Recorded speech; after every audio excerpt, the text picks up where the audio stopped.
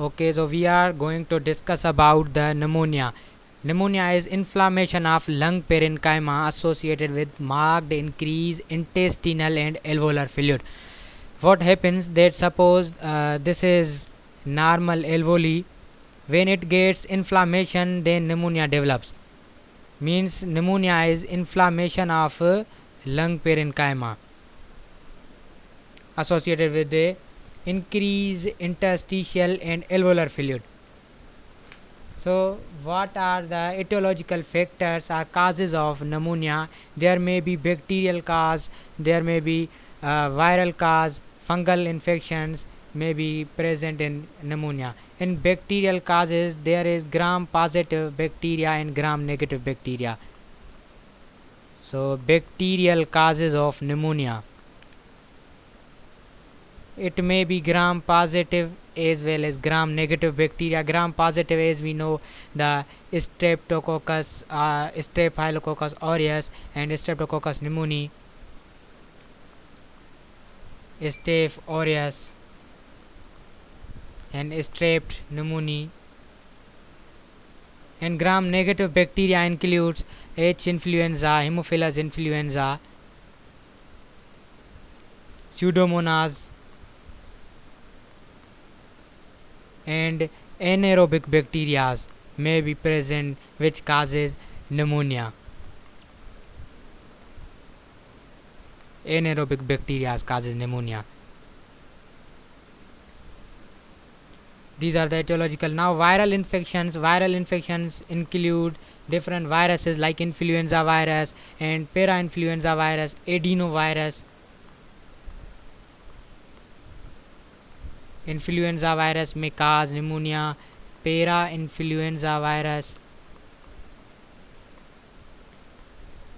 and the third one is adenovirus may cause pneumonia. These are the viral causes of pneumonia. What is pneumonia? It is inflammation of lung parenchyma and alveolar fluid accumulation that causes the development of pneumonia. Now coming to the fungal infections, fungal causes of pneumonia, candidiasis and histoplasmosis may also cause pneumonia.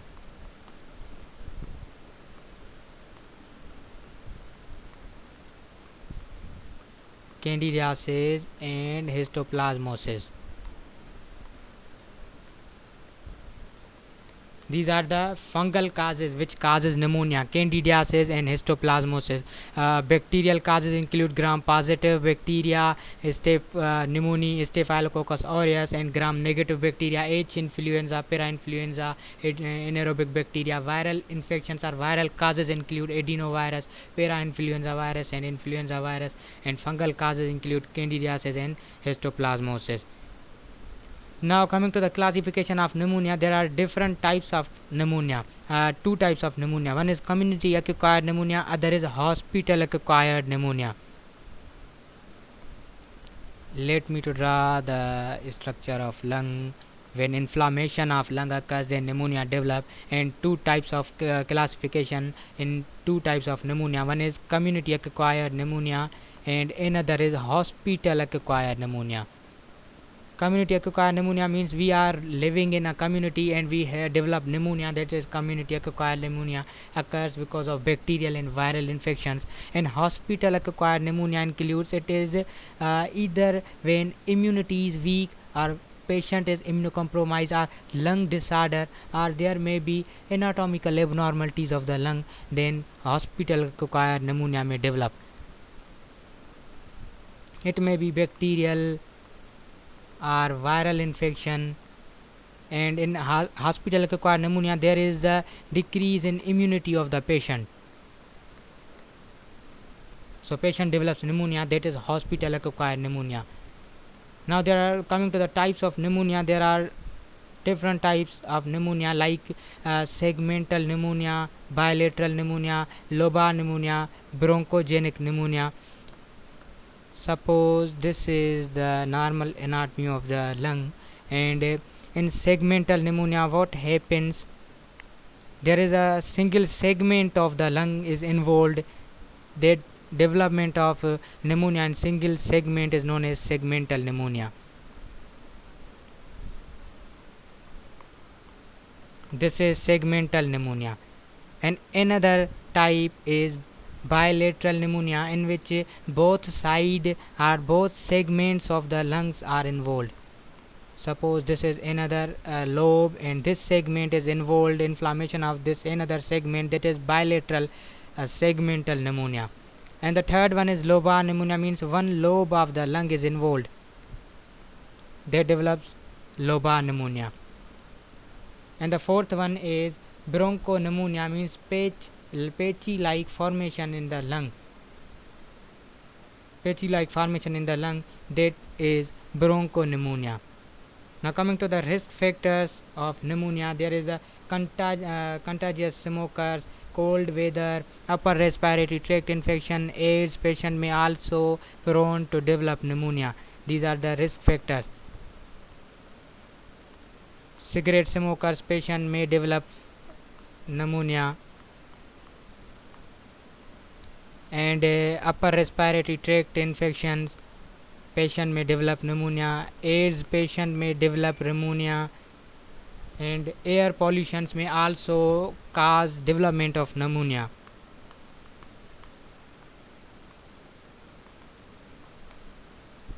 These are risk factors of the pneumonia. There are another risk factors like chronic disease of the patient, disease to the patient, like diabetes mellitus and heart disease, lungs disease, renal diseases may cause patient to develop pneumonia. Diabetes mellitus, heart disease, lung disease, renal disease, and the renal disease patient develops pneumonia. Now coming to the clinical manifestations, that how patient will develop in the clinic. He will have, as we can see, that lungs are involved, so he will have fever, chills, pleuritic pain, he will have cough, sputum production, pulse will be increased in the patient, increased pulse rate, he will be cynosed, cyanosis can be found, there will be rapid pulse, increased respiratory rate means tachypnea, and he will have low oxygen saturation, low O2 saturation. Headache may also be present in the patient, fatigue, and dull sound produced on percussion, and unequal chest wall expansion may be found. So these are the clinical presentations of the patient. Patient will have fever and he will have chills, pleuritic pain, cough, sputum, pulse rate may be high, and cyanosis, tachypnea, O2 saturation will be dropped, and headache to the patient may be found. Now coming to the pathophysiology, that how pneumonia develops. Now suppose any bacterial, viral or fungal infection in the present may cause the patient to develop pneumonia. Any bacterial, viral or fungal infection, so patient will have the inflammation in the lung. Suppose infection of bacteria causes inflammation of lung, and what happens with inflammation? Patient will have increased histamine release. Histamine, or we can say patient will have increased prostaglandins release. Due to these cytokines, what happens? Fluid shift to extracellular spaces. So increase extracellular fluid,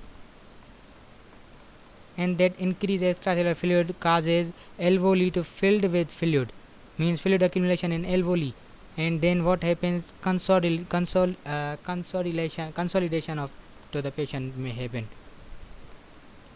Consolidation. Now this consolidation causes drop in O2 saturation, and then finally patient will have hypoxemia and hypoxia. He will have shortness of breath, and different symptoms may be seen in the patient. So what happened? That bacterial infection causes inflammation, and that inflammation resulted in release of different cytokines like histamine and prostaglandin. That cytokines lead to fluid shift from intracellular space to the extracellular space. That increases extracellular fluid accumulation. That resulted in accumulation into the alveoli, consolidation, and then drop in O2 saturation. Then finally hypoxemia and hypoxia to the patient. This is the pathophysiology of pneumonia. Now coming to the diagnostic point, how we will diagnose the patient of pneumonia. We will go for a sputum test, chest x-ray. We will also prescribe the patient the bronchoscopy,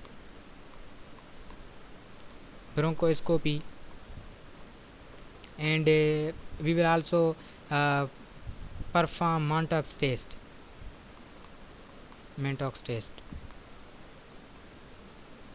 We will suggest the patient to have a sputum test, chest x-ray, bronchoscopy, and Mantoux test should be performed for the patient of pneumonia. There may be different complications to the patient like pleural effusion and atelectasis, superinfections like pericarditis and bacteremia and meningitis may be present to the patient. So how we will manage the patient of pneumonia?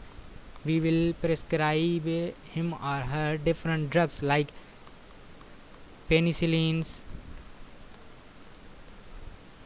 cephalosporins, amoxicillin, erythromycin, amikacin, ceftriaxone,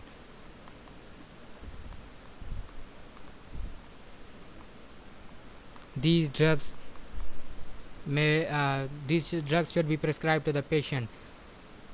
Now in the last I will give you a mnemonic for to remember the complications of pneumonia. That mnemonic is PEEP-LAB.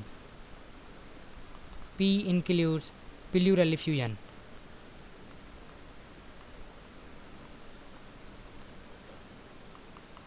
E includes emphysema,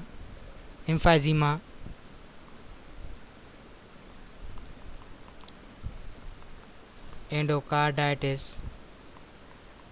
These are complications of pneumonia. Pleuropsy,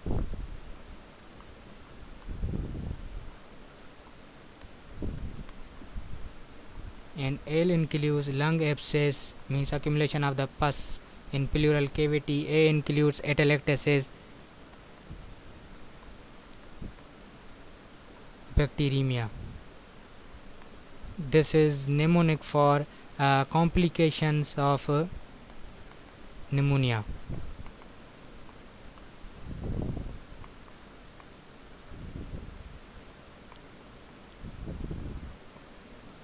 Patient will have pleural effusion, emphysema, endocarditis, pleuropsy, lung abscess, atelectasis, and bacteremia. So that was pneumonia. Hope that you will like this lecture. Thank you.